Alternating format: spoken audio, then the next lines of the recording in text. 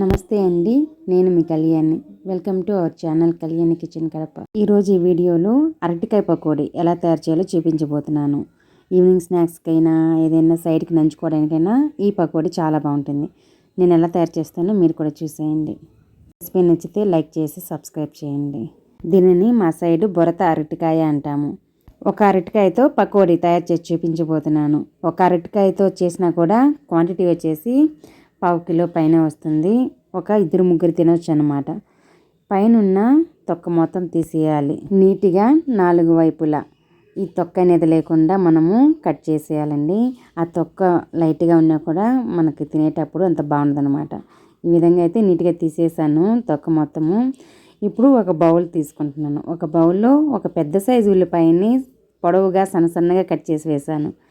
అరటికాయ పకోడీకి సరిపడా సాల్ట్ అయితే వేసాను. నెక్స్ట్ అందులో కొద్దిగా ధనియాల పొడి, అలాగే కారం తగినంత కొద్దిగా కారపొడి వేసాను.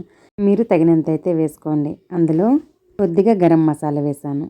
ఇప్పుడు కొద్దిగా పచ్చికరివేపాకు వేసాను. పచ్చికరివేపాకు వేయడం వల్ల పకోడీ చాలా బాగుంటుంది. 1 టేబుల్ స్పూన్ ఆయిల్ వేసాను.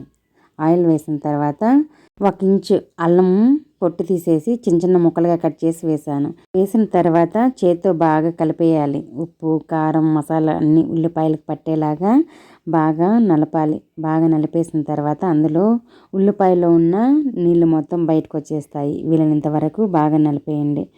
అలా నలపడం వల్ల పకోడీ అనేది చాలా బాగా వస్తుంది. నెక్స్ట్ చూపించిన అరటికాయని ఇలా చిన్న ముక్కలుగా కట్ చేసి వేసాను. మీకు కావాలంటే ఇంకా చిన్నవిగా అయినా కట్ చేసుకోవచ్చు, లేదా పెద్దవిగా అయినా కట్ చేసుకోవచ్చు. నేను ఈ సైజులో కట్ చేసి వేసాను. వేసేసి ఒకసారి వేసిన ఉప్పు, కారం బాగా పట్టేలాగా ఒకసారి బాగా మిక్స్ చేసేయాలి. నెక్స్ట్ అందులో శనగపిండి వేసుకోవాల్సి ఉంటుంది. నేను ఇక్కడ 3 టేబుల్ స్పూన్స్ శనగపిండి తీసుకుంటున్నాను. జల్లించి తీసుకున్నానండి. 3 టేబుల్ స్పూన్స్ అయితే సరిపోయింది. ఒక అరటికాయకి ఫుల్కి 3 టేబుల్ స్పూన్స్ వేసుకున్నారంటే కరెక్ట్గా సరిపోతుంది. శనగపిండి వేసిన తర్వాత నెక్స్ట్ అందులో బియ్యం పిండి వేసుకోవాలి. బియ్యం పిండి వేయడం వల్ల మంచి కలర్ వస్తుంది, క్రిస్పీగా వస్తుంది అన్నమాట. పకోడా చాలా బాగుంటుంది టేస్ట్. శనగపిండి, బియ్యం పిండి వేసిన తర్వాత ఒకసారి అరటికాయ ముక్కలకి పిండి పట్టేలాగా ఒకసారి బాగా మిక్స్ చేసేయాలి. ఉల్లిపాయలు అనేది ఎక్కువ బాగా నలిపేశారంటే అందులోనే నీళ్ళే సరిపోతాయి.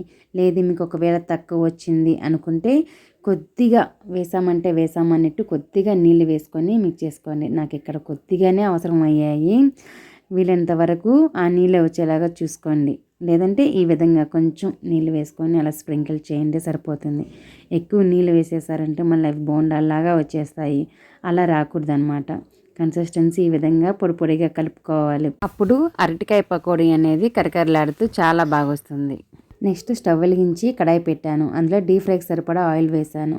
ఆయిల్ నార్మల్ హీట్లో ఉన్నప్పుడు కొద్దిగా ఇలా అరటికాయ కలిపిన మిశ్రమాన్ని కొద్దిగా వేసుకోవాలి ఆయిల్లో.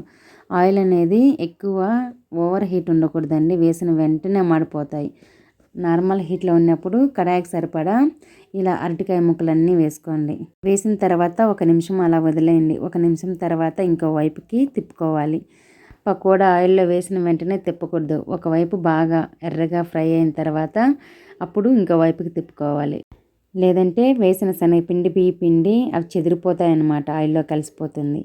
ఒకవైపు బాగా పూర్తిగా ఎర్రగా మంచి కలర్ వచ్చిన తర్వాత ఇంకో వైపు తిప్పుకొని బాగా 2 వైపులా మంచి కలర్ వచ్చేంత వరకు బాగా ఫ్రై చేసుకోవాలి. అలా ఫ్రై చేసుకున్న తర్వాత తీసేసి ఒక ప్లేట్లో వేసుకోవాలి.